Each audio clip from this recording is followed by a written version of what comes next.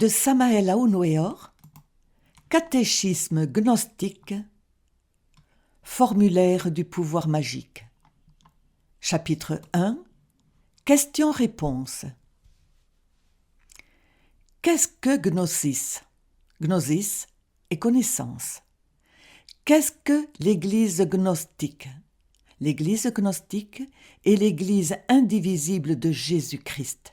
C'est la vieille Église des antiques chrétiens de Galilée. C'est la vieille Église des chrétiens des catacombes de Rome. Comment faisons-nous pour voir cette Église? Pour voir cette Église, il faut apprendre à voyager en corps astral. Qu'est-ce que le corps astral? Le corps astral est un corps lumineux qui a une âme. Alors l'âme peut voyager à de grandes distances? Oui, monsieur. L'âme enveloppée dans son corps astral peut visiter l'ami absent, l'époux ou épouse dont on n'a pas eu de nouvelles, etc. Donnez-moi ce secret merveilleux. Si vous voulez connaître ce secret, faites-vous consacrer comme disciple de l'Église gnostique, et les maîtres vous enseigneront ce secret. Est-ce que je peux visiter l'Église gnostique invisible? Oui, monsieur. Vous pourrez visiter l'Église gnostique invisible quand vous connaîtrez le secret. On peut parler avec Jésus-Christ? Oui, monsieur. Vous pouvez parler personnellement avec Jésus-Christ dans le monde invisible. L'important est que vous appreniez à sortir en corps astral, car dans le monde invisible, les âmes peuvent parler avec Jésus-Christ, le voir, le toucher et le palper. Nous avons ce secret, et c'est avec grand plaisir que nous vous l'offrirons pour que vous puissiez parler avec le patriarche de notre Sainte Église. Qui est l'Esprit Saint dont parlent les religions? L'Esprit Saint est le Seigneur Jéhovah. Les saints de Jérusalem recevaient l'Esprit Saint. Saint Pierre avait le pouvoir de donner l'Esprit Saint à ses disciples. Saint Paul avait également ce pouvoir. Paul de Tarse conseille à tous les chrétiens d'apprendre à prophétiser. Mais comme les gens devinrent mauvais, ils oublièrent la vieille religion chrétienne. L'Église gnostique a le pouvoir de donner aux gens l'Esprit Saint? Oui, monsieur. Bien des frères de notre Église reçurent l'Esprit Saint. Ceux qui reçoivent l'Esprit Saint peuvent converser avec les âmes des morts. Ils peuvent converser avec les anges. Ils peuvent voir Dieu face à face, sans mourir. Ils peuvent connaître le secret des hommes et des femmes. Ils peuvent prophétiser et peuvent faire bien des merveilles et prodiges. Pourriez-vous me prouver ceci? Bien sûr que oui. Après que vous vous soyez consacré, vous pourriez voir beaucoup de frères qui ont reçu l'Esprit Saint. Qu'est-ce que la mort? La mort est une fête de l'âme. Pourquoi dites-vous que la mort est une fête de l'âme? Je dis que la mort est une fête de l'âme parce que l'âme qui sort du corps physique cesse d'avoir des travaux. L'âme, où va-t-elle après la mort? L'âme, après la mort, ne va nulle part, elle reste par là, vivant parmi les gens. Elle marche dans les rues sans que personne ne la voie, et elle continue à être avec les gens. Elle voit tout comme avant. Elle voit même le soleil, les mêmes nuages, les mêmes oiseaux, prenant leur envol, comme dit le poète. Et l'enfer, le ciel et le purgatoire, alors, qu'en est-il? L'enfer sont nos basses passions animales. Le purgatoire, ce sont uniquement les remords des âmes en peine. Le ciel est Jésus, Marie, Joseph, les anges, les archanges, les séraphins et toutes les âmes bonnes. Et les diables sont les gens en eux-mêmes mauvais. Alors, tout est ainsi comme dans l'air? Oui, monsieur, tout est dans l'atmosphère. Si Dieu est juste, pourquoi envoie-t-il les gens trimés? Celui qui sème les éclairs ne peut que récolter les tempêtes. Œil pour œil, dent pour dent, cela c'est la loi du talion. Et moi, qui suis-je une douce brebis, pourquoi dois-je payer ce que je ne dois pas? Pourquoi dois-je souffrir autant? Vous êtes en train de payer ce que vous devez, même si vous ne le croyez pas. Je ne me rappelle pas d'avoir fait du mal à quelqu'un? Vous êtes un mort ressuscité. Alors j'ai été mort pour rien? Vous êtes l'âme d'un défunt, mais vous êtes dans un nouveau corps. De sorte qu'après être mort, on revient à naître ? Bien sûr, mon ami, je suis content, parce qu'enfin vous m'avez compris. Alors, les âmes des morts reviennent dans le ventre d'une nouvelle femme et naissent de nouveau avec un corps de petit enfant ? Même si vous ne le croyez pas, mon ami, la vérité est qu'on revient de nouveau dans le ventre d'une femme et qu'on naît de nouveau pour payer ce qu'on doit.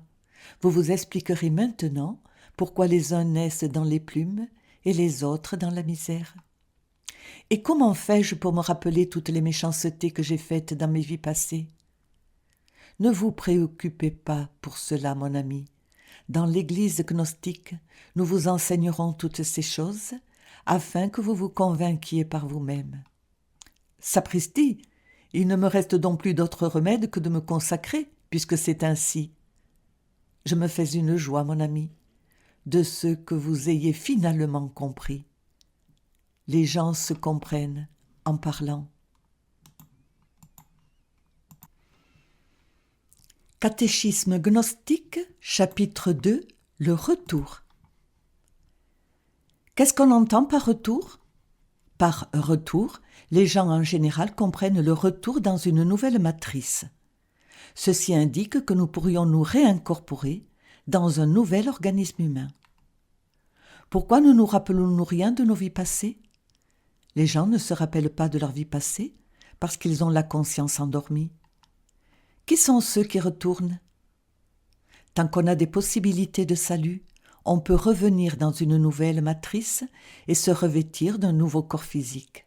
Cependant, quand le cas est perdu, quand nous sommes devenus définitivement mauvais, quand aucun châtiment ne peut se révéler utile, alors il est clair que nous ne revenons plus, qu'on ne nous donne plus un nouveau corps et que nous entrons dans le monde, dans les mondes infernaux. Comment pouvons-nous faire la preuve que nous revenons de nouveau dans ce monde ? Le retour dans ce monde après la mort est pour les uns une théorie de plus, pour d'autres c'est un dogme, une moquerie, une superstition. Mais pour nous, qui nous rappelons nos vies passées, le retour est un fait. Cela signifie qu'uniquement en nous rappelant nos existences antérieures, nous pourrons prouver la crue réalité de la réincorporation ou retour à cette vallée de larmes. Cependant, nous répétons, il est possible de se rappeler ses vies passées uniquement en éveillant la conscience. Pourquoi revenons-nous de nouveau dans ce monde ? Nous revenons dans ce monde dans l'intention de nous rendre parfaits, car malheureusement nous sommes pécheurs et nous avons besoin d'en finir avec nos erreurs. Qu'est-ce qui retourne dans ce monde, dans les êtres humains ? Ce qui retourne dans ce monde est l'ego du défunt. Les animaux et les plantes ont-ils également leur retour dans ce monde ? Les âmes des plantes, des animaux et des pierres sont des élémentaux de la nature. Eux aussi reviennent dans ce monde de manière continue. Par exemple, si une plante se sèche et meurt, l'élémental de ce végétal renaît dans une autre plante. Si un animal meurt, l'élémental de cette créature revient dans un nouvel organisme animal, etc. Je voudrais me rappeler mes vies passées, mais comme j'ai la conscience endormie, de quelle manière puis-je l'éveiller ? En suivant le sentier de la sainteté. C'est le chemin pour éveiller la conscience. Finissez-en avec vos erreurs, ayez du repentir de vos mauvaises actions, devenez purs en pensée, en parole et en acte. Je vous garantis que quand vous en aurez terminé avec toutes vos erreurs et mauvaises habitudes, votre conscience s'éveillera. Combien de fois peut-on retourner à cette vie ? Il est écrit en lettres d'or dans le livre de la vie qu'on revient dans ce monde 108 fois. Pourquoi les uns retournent dans ce monde en tant qu'hommes et les autres en tant que femmes ? Tout dépend des événements de la vie. Parfois nous devons revenir en corps féminin et d'autres fois en corps masculin. Ceci est en accord avec les actes de nos vies antérieures. Combien de temps s'écoule pour un être humain entre le moment où il meurt et celui où on lui donne un nouveau corps ? Cela dépend du destin de chacun. Les uns renaissent immédiatement, les autres tardent longtemps à revenir. Catéchisme gnostique, chapitre 3, résumé. Nous sommes pratiques. Nous ne voulons pas de théorie. Nous allons au fait, aux faits. Nous parlons de l'au-delà, mais nous enseignons aux gens à visiter l'au-delà encore astral, et même en chair et en os, pour que les gens puissent voir, entendre et palper les anges, les archanges, les séraphins, les chérubins, les puissances, etc. Notre livre sacré est la Bible, mais nous voulons que tout le monde puisse voir, entendre et toucher toutes les choses dont parle la Bible. La Bible sacrée nous dit qu'il y a des prophètes et nous enseignons aux gens à prophétiser. La Bible sacrée nous parle de miracles et de prodiges, et les maîtres de notre sainte Église gnostique font tous ces mêmes miracles et prodiges. Nous allons dans le sens du christianisme antique. Nous allons dans le sens du christianisme que prêcha saint Paul. L'heure est arrivée maintenant que les gens voient les choses du monde invisible. Nous aimons tout vérifier.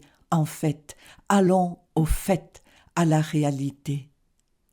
Donnez-moi un point d'appui et je soulèverai le monde. Archimède. Catéchisme gnostique.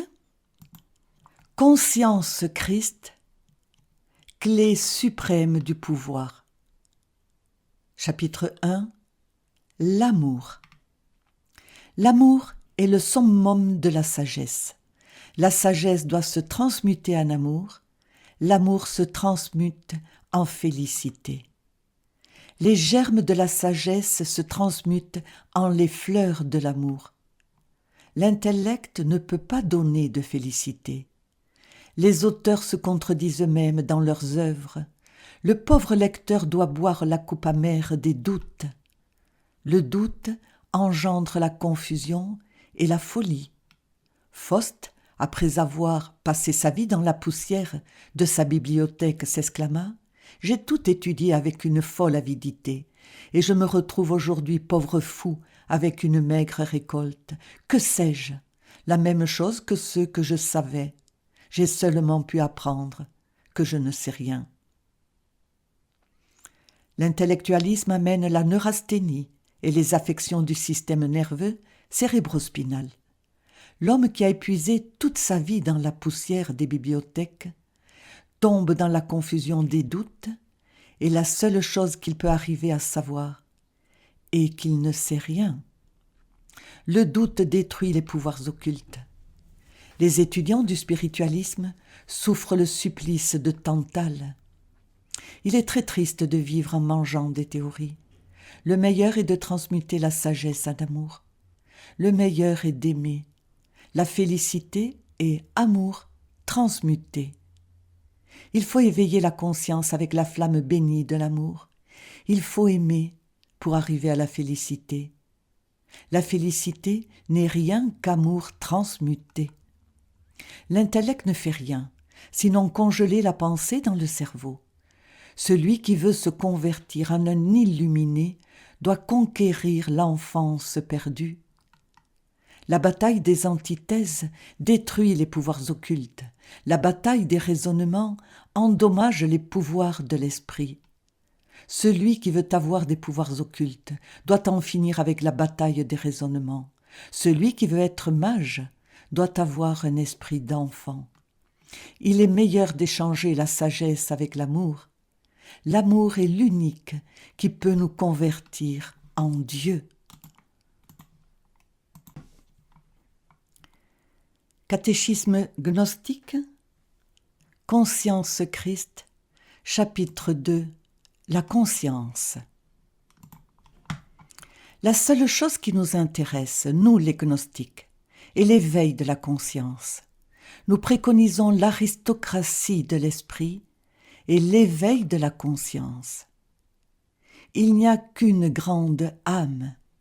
L'âme est l'anima mundi de Platon, le grand alaya du monde, l'âme intracosmique.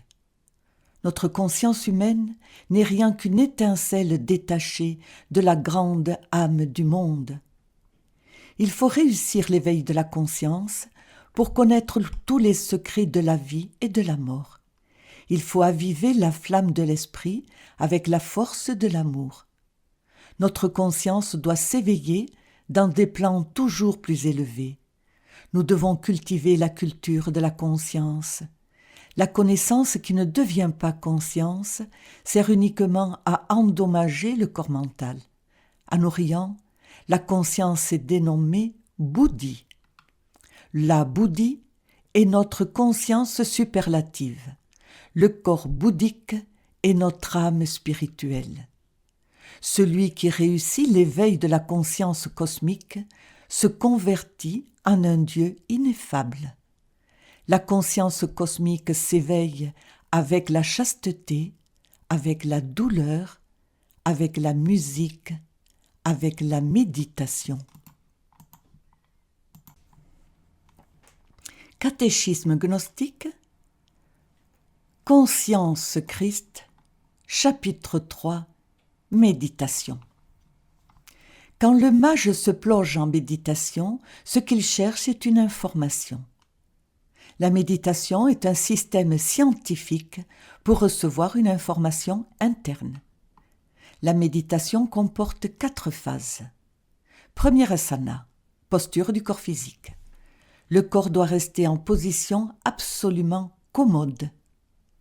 2. Dharana, concentration. Nous devons écarter du mental tout type de pensées terrestres. Les pensées terrestres doivent tomber mortes devant les portes du temple. Il faut se concentrer, le mental uniquement à l'intérieur, en notre intime. 3. Dhyana, méditation. Le disciple doit méditer en ces instants en l'intime. L'intime est l'esprit. Rappelez-vous que vos corps sont le temple du Dieu vivant et que le Très-Haut demeure en vous.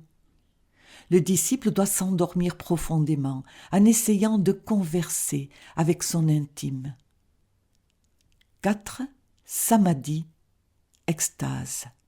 Si le disciple est parvenu à s'endormir en méditant en son intime, alors il entre en état de samadhi et il peut voir et toucher des choses ineffables et converser avec les anges familiers. C'est ainsi que la conscience s'éveille de sa léthargie millénaire.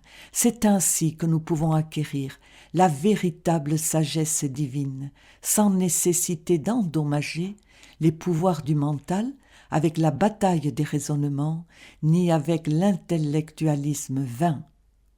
La méditation est le pain quotidien du sage. Catéchisme gnostique, chapitre 4, La femme. La femme est la plus belle pensée du Créateur faite chair. La femme est la porte de l'Éden. Il faut apprendre à jouir de l'amour avec suprême sagesse. Avant que Dieu ne sorte Ève de la côte d'Adam, celui-ci était seul dans l'Éden. L'homme et la femme doivent de nouveau former un seul être pour retourner à l'Éden. Dieu resplendit glorieusement sur le couple parfait. Le meilleur est de jouir de l'amour plutôt que de vieillir dans la poussière des bibliothèques. Celui qui veut se convertir en un Dieu ne doit pas répandre le sémen. Il faut transmuter l'eau en vin. L'eau se transmute en levain de lumière quand nous réfrénons l'élan animal. L'homme doit se retirer de la femme sans éjaculer le sémen. Le désir effréné fait monter notre liqueur séminale jusqu'au calice du cerveau. C'est ainsi que s'éveillent tous nos pouvoirs en nous. C'est ainsi que le feu sacré de l'Esprit Saint s'éveille en nous. C'est ainsi que s'éveillent tous nos pouvoirs et que nous nous convertissons en Dieu. Les Hindoustands parlent d'éveiller la Kundalini et nous disons que la Kundalini s'éveille en pratiquant la magie sexuelle avec la femme. Quand l'homme s'habitue à se retirer sans répandre le sémen, il acquiert des pouvoirs suivants: intuition, clairvoyance, ouïe magique, télépathie, pouvoir sur la vie et sur la mort, des pouvoirs pour ne jamais mourir, des pouvoirs sur les éclairs et sur les tempêtes, sur les ouragans et sur la terre. L'homme sortit de l'Éden par les portes du sexe, et il peut entrer dans l'Éden seulement par cette porte. La femme est la porte de l'Éden. Aimons intensément la femme. Catéchisme gnostique, chapitre 5. La musique. La musique vient des mondes supérieurs. La musique a le pouvoir d'éveiller la conscience dans les mondes supérieurs. La musique est le Verbe de Dieu. Il est meilleur de cultiver l'art de la musique que de perdre son temps dans la bataille des raisonnements. La musique est la parole de Dieu. La véritable musique est la musique classique. La musique afro-cubaine, guarachas, poros, mambo, cumbias, etc., ne servent qu'à éveiller les basses passions animales. Écoutons toujours avec dévotion un Beethoven, Liszt, Schubert, Haydn, Mozart, Tchaïkovski, Strauss, Handel, etc. Catéchisme gnostique, chapitre 6. Les fleurs.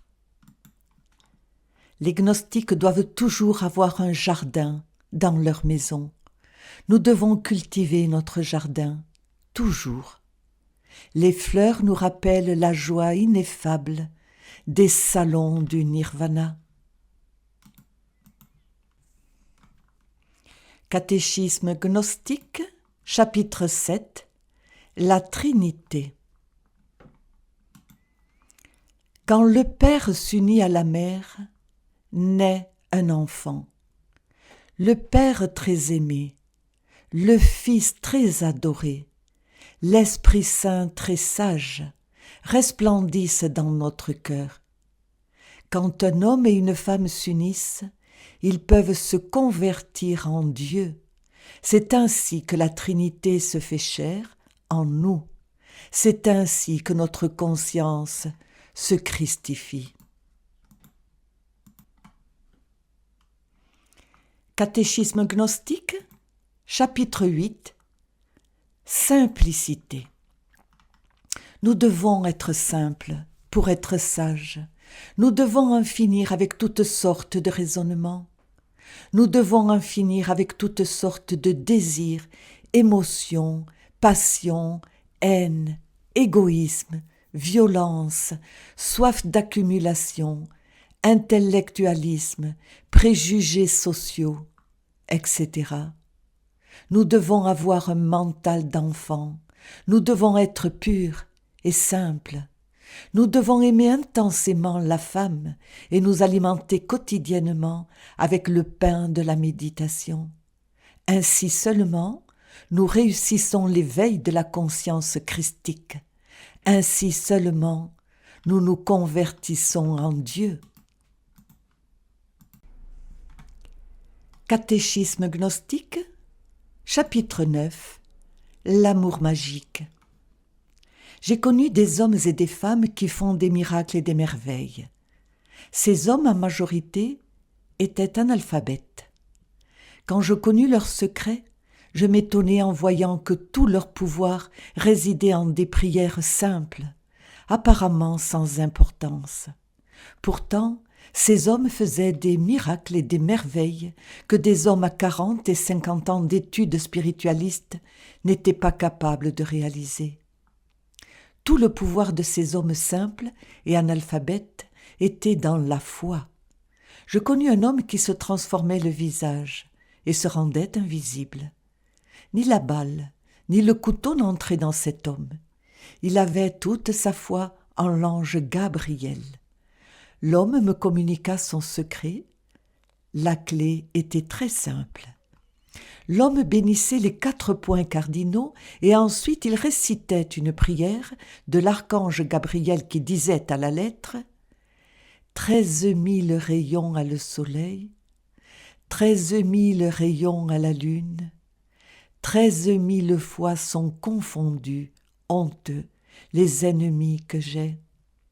L'homme demandait à l'ange Gabriel, et l'ange le rendait invisible, ou transformait son visage, ou le protégeait de la balle ou du couteau. L'intellectuel vit en papillonnant d'école en école, de secte en secte, de livre en livre, et entre tant de contradictions et de théories, il finit par perdre la foi. Cette sorte de gens, après 40 ans d'études spiritualistes, sont plus malheureux que n'importe quel analphabète. Le doute détruit leur pouvoir occulte et leurs pratiques ésotériques échouent totalement parce que la foi leur manque. Christ dit « Ayez foi comme un grain de moutarde et vous bougerez des montagnes. » Moi, Aunweor, Bouddha avatar de la nouvelle ère du Verseau, je déclare que la foi est le pouvoir magique le plus terrible qui existe dans l'univers. Catéchisme gnostique, chapitre 10. Sainteté. Sans sainteté, on n'obtient rien. Entre l'encens de la prière, le délit se cache aussi. Toutes les écoles spiritualistes sont pleines d'adultère, de fornication, de murmures, envie, diffamation, etc. L'orgueil se revêt de la tunique de l'humilité et de l'habit de la sainteté. L'adultère s'habille en saint. Les pires méchancetés que j'ai vues dans la vie, je les ai vues dans les écoles spiritualistes. Cela paraît incroyable, mais dans l'huile de la myrrhe et l'encens de la paix, le délit se cache aussi. Les dévots occultent leur délit dans le secret de leur temple. Les profanes ont le mérite de ne pas cacher le délit. Les dévots sourient pleins de fraternité et plantent le poignard de la trahison dans le dos de leurs frères.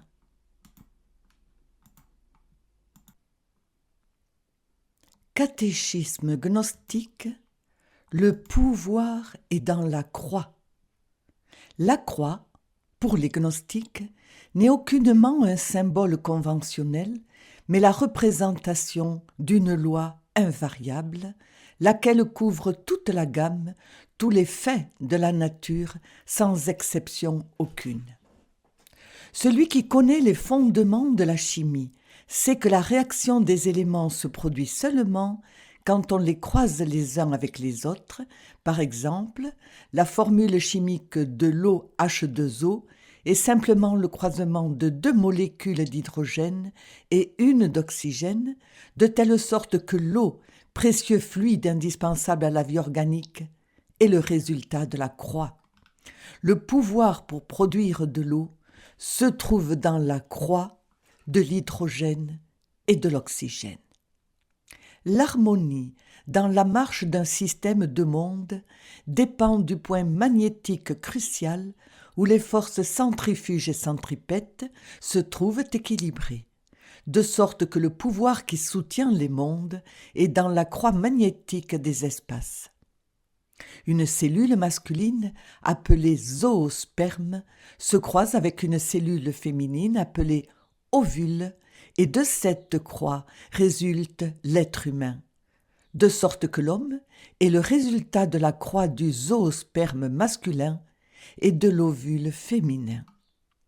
Personne ne peut venir à l'existence sans le pouvoir de la croix. Un sincère et cordial serrement de main croise et harmonise l'affection mutuelle de 2 personnes. Ainsi, la croix, dans la poignée de main, rend l'affection vivante entre 2 âmes. Dans la rue, un élégant jeune homme se promène et il rencontre une belle petite dame. Leurs regards se croisent et de cette croix prodigieuse, subtile et impalpable, mais réelle dans son pouvoir magique, naît un sentiment qui organisera un foyer et produira des effets étonnants comme le sont la multiplication de l'espèce, la grandeur d'une patrie et peut-être l'apparition d'un génie qui fera augmenter le progrès de la science ou celui de la philosophie pour améliorer le monde, de telle sorte que, la croix magnétique des regards montre et démontre que le pouvoir est dans la croix. Une semence est introduite dans la terre et en croisant son pouvoir avec les éléments chimiques qui constituent la structure de la planète, se produisent des arbres, des fleurs, des semences et des fruits qui augmentent, multipliant l'espace infini. De sorte que le pouvoir est dans la croix. Sans la croix, il n'existe rien de nouveau, et le vieux ne pourrait pas se transformer, de sorte que les gnostiques savants par excellence savent exactement la valeur de la croix et lui rendent un culte, non fondé en aucune croyance, mais dans un savoir absolu et immédiat. Les gnostiques sont les mystiques de la vérité et, désireux de savoir toutes les choses, laissent derrière eux telle chose inutile, toute croyance, car elle rend l'homme bête, stupide et inconscient, et les audacieux se prévalent de la stupidité et de l'inconscience pour gouverner et diriger les innocentes multitudes qui, comme des moutons, suivent des chefs si stupides et inconscients, tout comme eux. La croix est la raison d'être de tous les faits de la nature, et en cette loi, il n'existe pas d'exception. Quand quelqu'un expose une idée à propos de quelque aspect philosophique, social ou scientifique, cette idée se croise avec celle que possèdent ceux qui écoutent, et ainsi se produisent de nouvelles réactions, que ce soit pour trouver la vérité que le conférencier expose, ou pour rejeter ses prétentions de savant, si les connaissances ne sont pas fondées. De sorte que dans le croisement des idées, on met les intelligences à l'épreuve et on découvre les vérités en éliminant ce qui est erroné. Le regard croise une personne ou un objet et de ce croisement, on obtient une expérience des êtres et des choses. Les substances protéiques des aliments que nous ingérons, quand elles sont croisées avec notre vie physiologique cellulaire, produisent des réactions cruciales pour renouveler la vie de la cellule usée et en créer une autre, neuve. Si la substance ne convient pas à notre organisme, la croix biochimique de la substance, avec les sécrétions des organes internes spécifiques, produit une réaction pour être éliminée de notre organisme de manière opportune. La croix renferme le mystère de tous les pouvoirs imaginables, que ce soit physiques, intellectuels ou moraux. Il n'y a nulle personne qui ait pu philosophiquement, scientifiquement ou rationnellement trouver le moindre fait qui ne dépende pas du pouvoir de la croix. Ainsi, une fois de plus, nous pouvons affirmer instamment que le pouvoir se trouve dans la croix naturelle et scientifique des gnostiques et n'a rien à voir avec des croyances, ni avec aucun instrument de torture d'aucune sorte. La croix des gnostiques est le pouvoir de l'univers construisant des atomes, des molécules, des cellules, des organes, des organismes, des mondes et des systèmes de mondes. Comme dans l'aspect intellectuel, il y a la croix des idées qui produit de nouveaux états de conscience. Dans l'aspect moral ou sensitif, la croix est le pouvoir qui cause toutes les sensations merveilleuses qui ennoblissent et dignifient l'âme.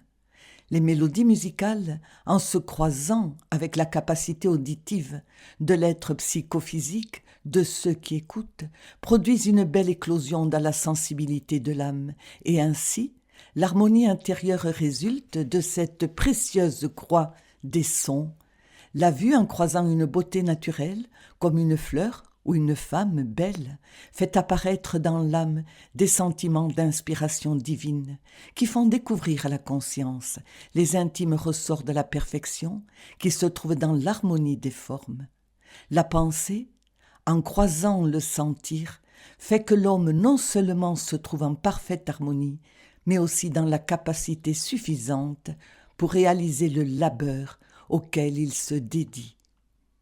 Il faut apprendre à penser comme le philosophe et à sentir comme l'artiste, car quand on réunit dans un précieux amalgame crucial, la pensée élevée du philosophe, la sensibilité divine de l'artiste, surgit l'enchantement magique de l'âme, du véritable surhomme. Cette croix du penser et du sentir, en parfaite concordance et en parfaite harmonie, est ce qui permet de développer le côté mystique et spirituel de l'existence. Bénie et divine croix, dans ta précieuse structure se trouvent occultes tous les mystères de la nature et de la vie.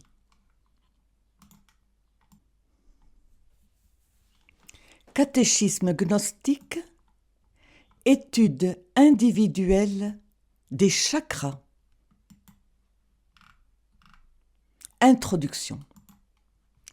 L'homme est un trio de corps, âme et esprit. Entre le corps et l'esprit existe un médiateur qui est l'âme. Nous, les gnostiques, savons que l'âme est vêtue d'un habit merveilleux qui est le corps astral. Nous savons bien par nos études gnostiques que l'astral est un double organisme doté de merveilleux sens internes. Les grands clairvoyants nous parlent de 7 chakras. Ils les décrivent avec un luxe de détails. Ces chakras sont réellement les sens du corps astral. Les centres magnétiques en question se trouvent en intime corrélation avec les glandes de sécrétions internes. Dans le laboratoire de l'organisme humain, existent 7 ingrédients soumis à un triple contrôle nerveux.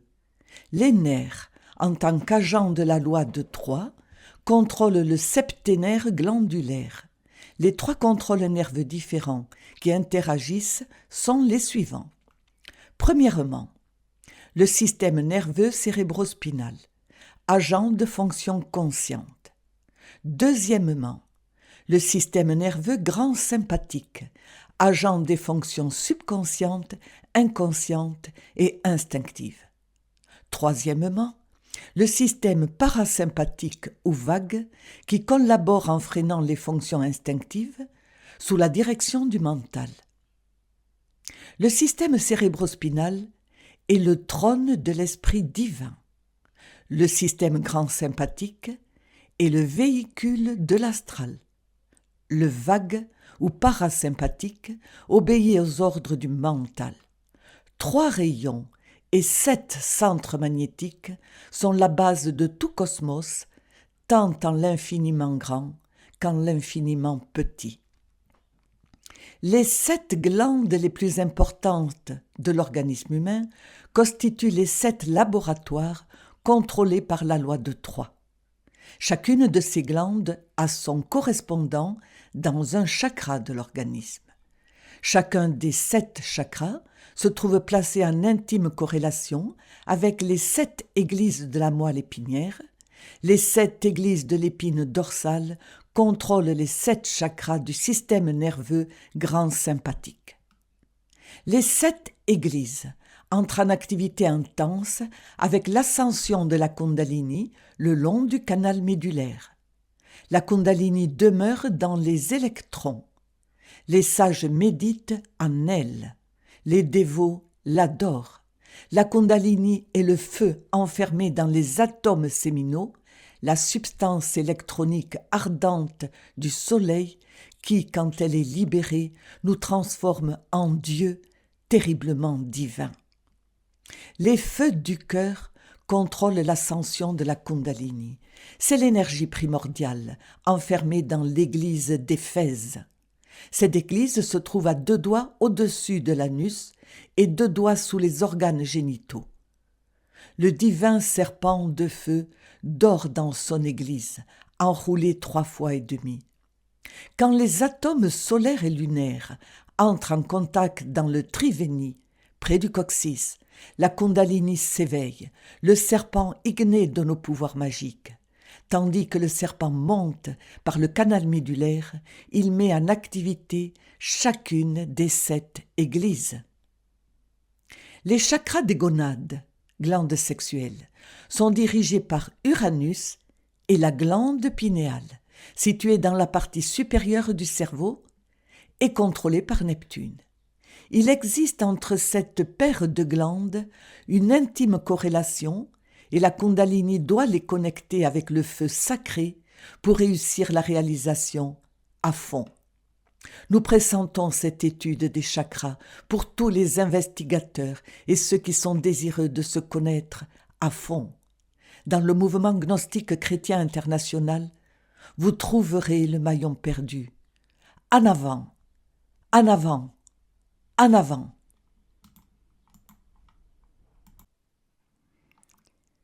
Catéchisme gnostique, étude individuelle des chakras, chapitre 1, Chakra Muladhara ou Église d'Éphèse. Le chakra Muladhara ou Église d'Éphèse est un lotus aux 4 pétales splendides. Ce chakra a le brillant de 10 millions de soleils. Dans le centre du chakra, il y a un carré jaune qui est le représentant de l'élément terre. Cela signifie que la terre élémentale des sages est conquise par le pouvoir de ce chakra. À l'intérieur de ce carré apparaît un triangle inversé qui enferme cette force mystérieuse cosmique spéciale appelée Kundalini. Ceci est le chakra support, les autres chakras se trouvant au-dessus de lui. Kundalini se trouve enroulée 3 fois et demi comme un serpent. Elle donne pouvoir et énergie aux autres chakras. Ouvrir le chakra Muladhara signifie éveiller la Kundalini. La couleur de ce centre est rouge sale chez l'être humain ordinaire et courant, rouge-jaune chez l'initié et rouge-bleu pourpre chez le mystique initié. À l'intérieur du canal Sushumna, nous trouvons un canal dénommé Brahmanadi, qui est le canal à travers lequel passe la Kundalini. L'extrémité inférieure du Chitra est appelée Brahmawar. On l'appelle ainsi parce qu'elle est la porte de Brahman, Dieu, c'est-à-dire que c'est la porte de l'énergie de Dieu ou de la Kundalini, puisqu'elle doit passer par cette porte jusqu'au Brahmanandra, situé dans le cervelet. Chitra, voilà ce que les yogis aiment le plus. C'est un fil de lotus mince et brillant à 5 couleurs, situé dans le centre du Sushumna. C'est la partie vitale du corps appelée sentier supérieur et c'est le donneur d'immortalité. Ida et Pingala appartiennent à la chaîne sympathique. Ida part du testicule droit et se termine dans la fosse nasale gauche. Pingala part du testicule gauche et termine dans la fosse nasale droite chez l'homme. Chez le sexe féminin, ils partent des ovaires, s'invertissant harmonieusement en accord avec la loi des polarités. Ida commence dans l'ovaire gauche et Pingala dans le droit. Ces nadis commencent dans les gonades et se joignent en se croisant dans le chakra Muladhara avec le canal Sushumna. On appelle ce point de croisement Triveni. On appelle également Ida Nadi, Chandra Nadi et Pingala Nadi. On l'appelle également Surya Nadi. Chandra Nadi, conduit de l'énergie de la lune. Surya Nadi, conduit de l'énergie du soleil. Ida, froid, négatif, pâle. Pingala, chaud, positif, allumé. Ida et Pingala sont les indicateurs de temps. Sushumna est celui qui les absorbe, c'est-à-dire que Sushumna représente la colonne thermométrique de la montée du feu. Les atomes solaires et lunaires se lèvent en direction de ce premier chakra, l'énergie se bipolarisant ainsi en positive et négative, respectivement. Ces énergies montent par ces canaux sympathiques tétradimensionnels, Ida et Pingala, jusqu'au calice du cerveau. Ces 2 canaux sympathiques sont les 2 serpents qui s'enroulent dans la verge du caducée de Mercure, le grand symbole de Paracelse. Maître de la loge blanche, et père de la médecine. Ce symbole a été adopté par la science médicale comme symbole de la médecine, mais ésotériquement, il a toujours représenté l'un des secrets les plus jalousement gardés dans les écoles de mystère. Le chakra Muladhara est situé sous le Kanda, situé derrière les organes sexuels. Il ressemble à un œuf et se trouve exactement sur le chakra. Au moyen de la transmutation, on parvient à unir ces trois nadis, ce qui produit l'éveil de la Kundalini. Le Muladhara est intimement en relation avec les organes sexuels. Dans les plans internes, il y a un être relié avec le chakra Muladhara, c'est Devi Kundalini. Quand on veut faire remonter l'énergie, on lui demande de l'aide.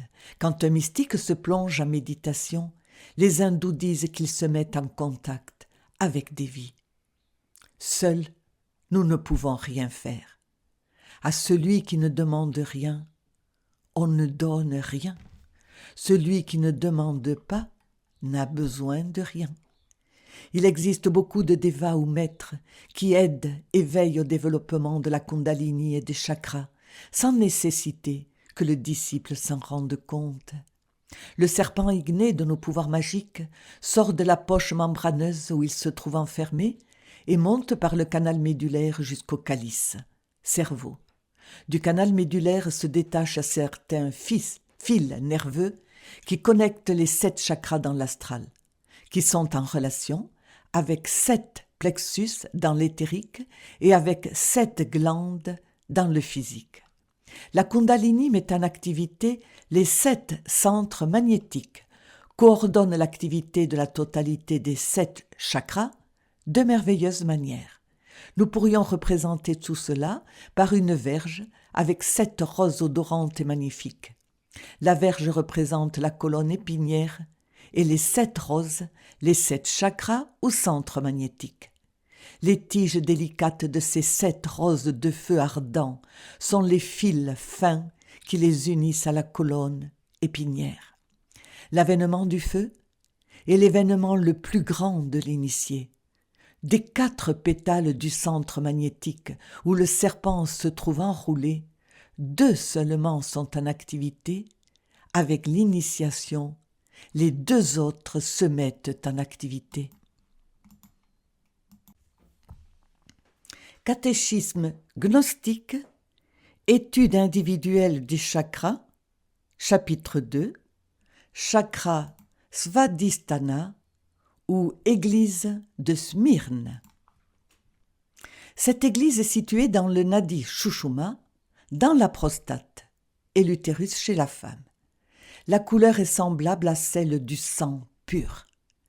7 nadis émanent de ce centre, lesquels ressemblent aux pétales d'un lotus. Ils ont le contrôle sur la partie inférieure de l'abdomen, reins, etc. Ces vibrations que produisent les pétales sont représentées par les lettres sanskrites Bam, Jam, Mam, Yam et Lam. Ce chakra est la demeure d'Apas. Dans la chambre centrale croît une lune à la beauté extraordinaire. Le yogi qui médite en ce chakra perd la peur de l'eau et apprend à diriger les créatures élémentales de l'eau comme à connaître les diverses entités astrales. Sa fonction est celle de recevoir les globules vitaux éparpillés dans l'atmosphère, distribuant leur énergie ou leur prana par des nadis spéciaux vers chacun des autres chakras. La mission principale de ce centre est de pourvoir la vitalité du corps physique en chargeant de prana tout le système. Il y a du prana de différentes couleurs et c'est le rose qui est le plus sollicité par le système nerveux humain. Sa carence dans l'organisme donne origine à une série de souffrances appelées nerveuses. Dans l'homme, ce chakra gouverne le sens du goût et contrôle la fonction des reins, de la région abdominale inférieure du corps physique, y compris les jambes. Il est analogue aux glandes surrénales et exerce une influence sur elles. Les maîtres signalent que, dans le centre du chakra, il y a une demi-lune blanche en mystique relation avec l'élément eau. Ce chakra prostatique, utérin chez la femme, quand il entre en activité, confère le pouvoir de sortir du corps physique en corps astral et on peut investiguer dans les grands mystères de la vie et de la mort. Catéchisme gnostique, étude individuelle des chakras, chapitre 3, chakra Manipura ou église de Pergame. En poursuivant l'ascension du mont Méru, selon l'ésotérisme oriental ou colonne vertébrale, nous rencontrons la 3e église ou chakra Manipura, connu également comme lotus du nombril, parce qu'il est situé dans la région lombaire, apposé au nombril et en étroite relation avec le plexus. Sa vitesse de vibration le fait apparaître à la vision clairvoyante de la couleur des nuages obscurs chargés de pluie. Il a 10 pétales. À l'intérieur de lui existe un espace de forme triangulaire, de couleur rouge-orange brillant, en relation avec l'élément feu et le tattva terras. Le prana que ce chakra absorbe et distribue est responsable de toutes les fonctions digestives, l'activité du foie, de la rate, du pancréas, des reins et de toutes les autres glandes et organes liés à la nutrition et excrétion. Il est également en relation avec le flux menstruel chez les femmes et influe sur le sens de la vue chez les deux sexes. Son point focal dans le corps est le pancréas. C'est le cerveau des émotions. Nous avons une véritable station sans fil établie à l'intérieur de l'organisme humain. Le centre récepteur est le centre ombilical. L'antenne émettrice est la glande pinéale. Les ondes mentales de ceux qui pensent à nous arrivent au centre ombilical ou cerveau des émotions et passent ensuite au cerveau intellectuel où ces pensées deviennent conscientes. Ceci est le pouvoir de la télépathie. Sur des planètes dont l'humanité a progressé intérieurement, ce chakra, comme les autres, est totalement développé dans tous les êtres humains. Sur la planète Mercure, par exemple, quand un quelconque citoyen émet une mauvaise pensée, il est châtié pour scandale public. Ce chakra est l'un des impulseurs pour les sorties en astral. Chacun des chakras a son pranava ou bija, son, d'une lettre sanscrite qui fait partie de l'alphabet de 50 lettres sanskrites. Le développement de nos chakras est en relation avec les mystères mineurs, bien qu'ils ne les développent pas entièrement. Avec les initiations des mystères majeurs, il arrive à s'éveiller de manière complète. C'est un travail délicat, avec lequel on doit avoir beaucoup de patience et de ténacité. Ce sont les forces du verbe qui agit, le maniement sage du verbe. Celui qui éveille ce chakra peut se guérir des maladies de l'estomac et du foie, car ce chakra est en relation avec ses organes vitaux. Le Manipura a 10 yoga nadis, ou 10 lettres sanskrites qui font vibrer le chakra et qui sont Dam, Tam, Lam, Sam, Cham, Dam, Nam, Pam, Fam. Elle se répète de pétale en pétale. Il possède un triangle en son intérieur qui représente Agni ou le feu. Catéchisme gnostique, étude individuelle des chakras, chapitre 4, chakra Anahata ou église de Thyatire. À la hauteur du cœur, en relation avec le plexus cardiaque, ce chakra est situé dans le nadi Shushuma. Sa couleur est rouge vif. À l'intérieur du chakra, il y a 2 triangles qui se coupent de couleur noir jet. À l'intérieur de ces triangles se trouve le centre de notre être individuel, la flamme même du divin, qui brille avec la flamme pointue constante d'une lampe. Il a l'élément air, le tattva vayu. Quand ce chakra se développe, on domine l'air, les sorties astrales, et se développe beaucoup de vertus sattviques, pouvoir domination, maîtrise de l'état de jhinas. Il a 5 yoganadis qui sont Kam, Kam, Gam, Gnam, Sham, Shasham, Kam, Gnam, Tam, Tsam. Il gouverne le sens du toucher, le système circulatoire, le système locomoteur et le système respiratoire. Il influe sur le fonctionnement de la glande thymus. Son développement a une intime relation avec la montée de la Kundalini. Son mantra est la voyelle O avec le son allongé.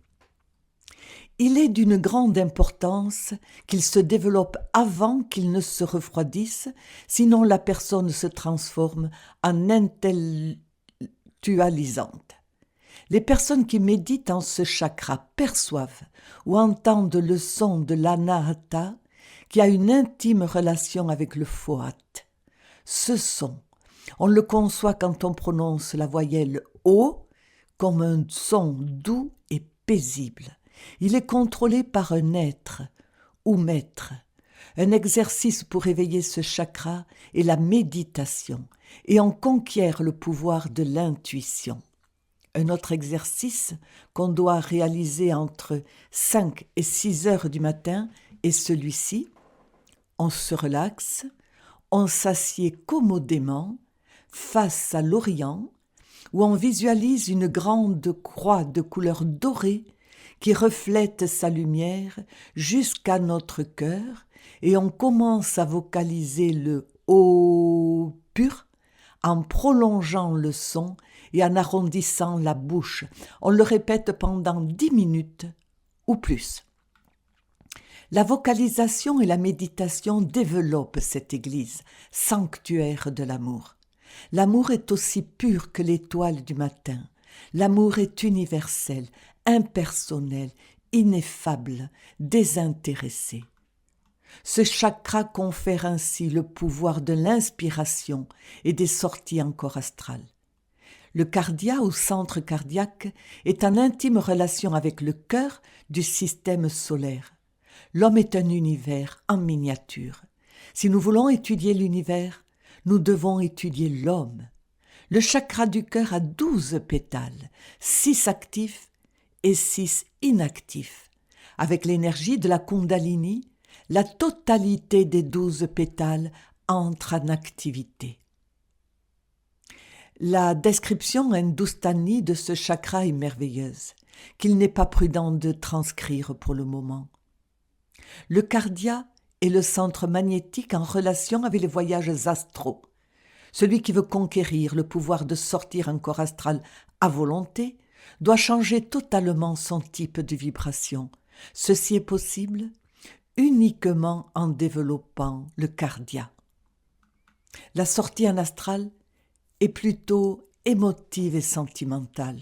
Le froid intellectuel n'a rien à voir avec les sorties en corps astral. Le cerveau est lunaire, le cœur est solaire. Pour sortir en corps astral, on a besoin de l'émotion supérieure, un certain type d'émotivité, le sentiment, une suprasensibilité très spéciale et du sommeil combiné avec la méditation. Ces qualités s'obtiennent uniquement avec le développement du cardia. Catéchisme gnostique, chapitre 5, chakra Visuddha ou Église de Sardes. Il est dans le Nadi Shushuma, plexus laryngien en relation avec l'élément éther. Le tattva correspondant est Akasha.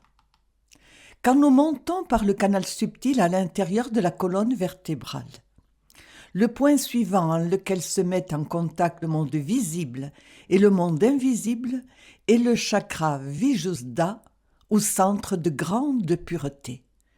Cette église est liée à un ordre d'être hautement évolué, c'est la porte d'entrée au plan de sagesse interne. Son lieu est à la base de la gorge, dans le point d'union de la colonne vertébrale et de la moelle oblongue, dans la glande thyroïde. Ces 16 yoganadis et ces vibrations sont représentées par 16 lettres sanskrites. Il est de couleur bleue intense. Le développement confère à l'initié beaucoup de pouvoir, dont le principal est la clairaudience avec laquelle on entend dans le monde physique les paroles des mondes supérieurs. On les entend intérieurement. Il est en relation, ce chakra, avec le plan mental. Nous devons apprendre le sage maniement du verbe. Ce chakra est en relation avec le verbe universel de vie. Il est nécessaire de comprendre qu'il y a des silences délictueux et des paroles qui blessent. Il existe d'autres paroles qui disent « Il y a un nain qui peut incendier des cités et qui peut aussi amener paix et harmonie. Ce nain est la langue. » Avec le développement du chakra du larynx, nous comprenons l'ésotérisme de tous les livres sacrés.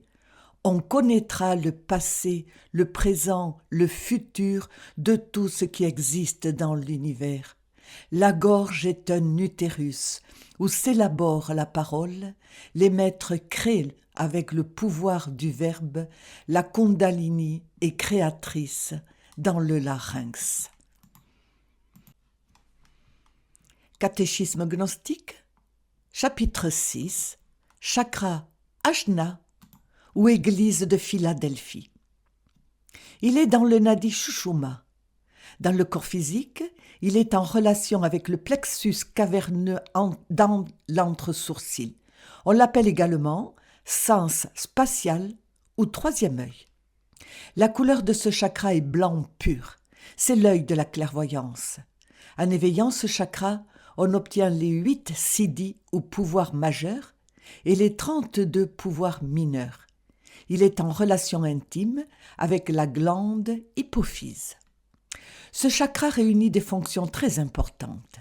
Il a 96 pétales, dont 48 de couleur rose et 48 violet pâle. Chacune de ces couleurs prend la moitié du chakra, de sorte que dans quelques ouvrages, il est décrit comme possédant 2 pétales seulement.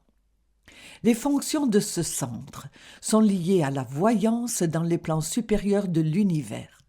Cela permet à l'initié de mener ses investigations jusqu'à l'atome, dont la structure peut être perçue et analysée avec clarté. De même, les facultés de ce chakra permettent d'observer un système solaire. La technique pour obtenir ce pouvoir de vision est plus ou moins le suivant. L'opérateur module la taille du chakra jusqu'à ce qu'il prenne la taille de l'objet à observer. De cette manière, surgit une relation d'égalité dimensionnelle entre le sujet et l'objet, ce qui permet un examen total et minutieux de celui-ci. Le clairvoyant doit être aussi simple et humble que la timide petite fleur parfumée de la nuit étoilée. Il existe 2 sortes de clairvoyance. Clairvoyance objective, celle que possède un véritable maître et qui ne peut jamais se tromper, et la clairvoyance subjective, dans laquelle le chakra n'a pas atteint son plein développement. Si on n'éveille pas l'intuition, on peut commettre beaucoup d'erreurs. Les chakras Ajna et Sahasrara sont liés intimement. L'Ajna est une petite porte par laquelle se manifestent des pouvoirs du chakra Sahasrara. L'Ajna est un serviteur du Sahasrara.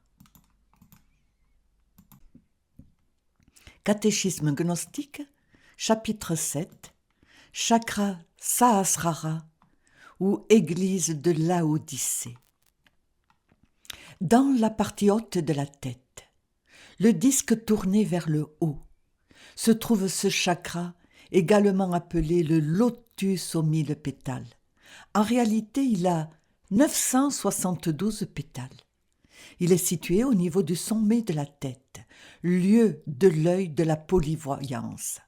Les 50 lettres de l'alphabet sanskrit se répètent incessamment de manière harmonieuse. Il est de couleur dorée chez les maîtres. Chez les autres personnes, il a une couleur violette avec la partie centrale jaune. Quand il resplendit totalement, c'est le symbole de la couronne des maîtres. Il a 12 étoiles qui représentent les 12 pouvoirs de l'homme.